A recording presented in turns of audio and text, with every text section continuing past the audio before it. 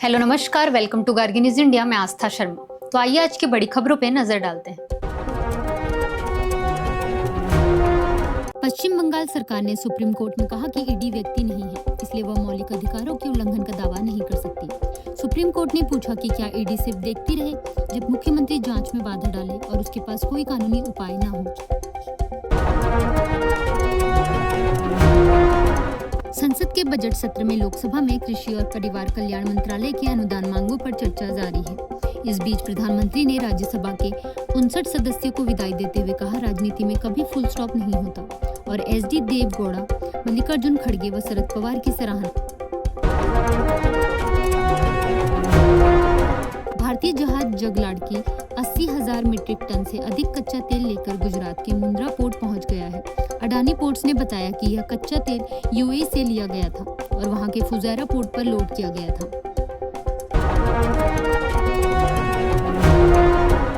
सरकार ने उत्तर प्रदेश में कनेक्टिविटी बढ़ाने के लिए 6,969 करोड़ की लागत से 4 लेन एक्सेस कंट्रोल्ड सड़क परियोजनाओं को मंजूरी दी है। इस परियोजना से लगभग 36 लाख प्रत्यक्ष और 43 लाख अप्रत्यक्ष मानव दिवस रोजगार के अवसर पैदा होंगे।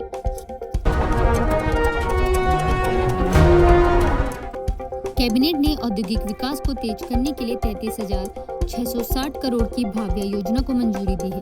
सूचना एवं प्रसारण मंत्री अश्विनी वैष्णव ने कहा कि इस योजना का उद्देश्य विश्व स्तरीय औद्योगिक ढांचा विकसित कर मैन्युफैक्चरिंग क्षमता बढ़ाना और भारत की विकास गति को मजबूत करना है। प्रधानमंत्री ने राज्यसभा के 59 सदस्यों को विदाई देते हुए कहा, राजनीति में कभी फुल स्टॉप नहीं होता। उन्होंने एसडी देवगौड़ा, मल्लिकार्जुन खड़गे और शरद पवार की सराहना करते हुए कहा कि ऐसे मौके राजनीतिक मतभेदों को भी मिटा देते हैं। लोकसभा में कृषि और परिवार कल्याण मंत्रालय के अनुदान मांगों पर चर्चा शुरू हो गई है। वहीं प्रधानमंत्री ने 59 राज्यसभा सदस्यों को विदाई दिया।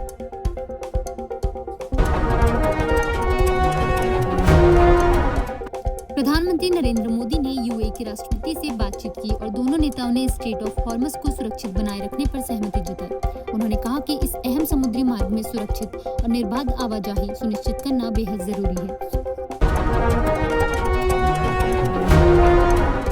200 से अधिक हस्ताक्षरकर्ताओं ने संसद परिसर में आचरण को लेकर राहुल गांधी से माफी की मांग की है।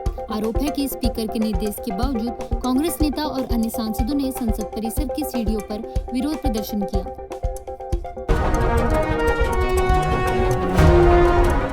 पश्चिम बंगाल विधानसभा चुनाव में बीजेपी नेता दिलीप घोष ने कहा कि भवानीपुर सीट से शुवेंदु अधिकारी को उतारकर पार्टी ने ममता बनर्जी को उनके ही क्षेत्र में घेर लिया है। उन्होंने कहा कि इस फैसले से मुख्यमंत्री के पास पूरे राज्य में चुनाव प्रचार के लिए मिलने वाली रणनीतिक जगह अब कम हो गई है।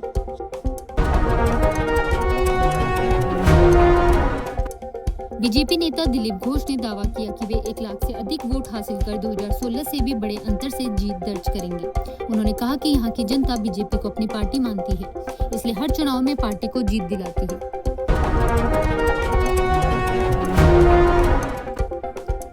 डेलॉयट की रिपोर्ट के अनुसार भारत का सेमीकंडक्टर बाजार 2035 तक $300 अरब तक पहुंच सकता है। रिपोर्ट में कहा गया है कि 2035 तक देश में स्थानीय उत्पादन घरेलू मांग के 60% से अधिक हिस्से को पूरा करेगा।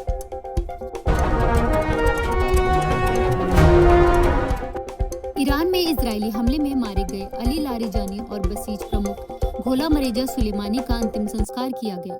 इजराइल के रक्षा मंत्री ने दावा किया कि ईरान के खुफिया मंत्री को मार दिया गया है और आज बड़े हमलों की चेतावनी दी है।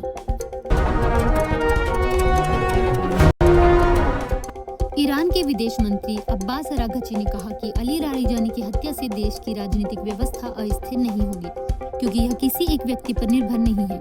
वहीं IRGC ने इस हमले का बदला लेने की कसम खाई है और इजराइल के खिलाफ जवाबी कार्रवाई की चेतावनी दी है।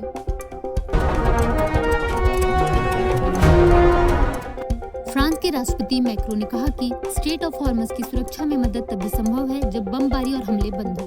उन्होंने कहा कि इसके लिए ईरान के साथ बातचीत और तनाव कम करना जरूरी होगा।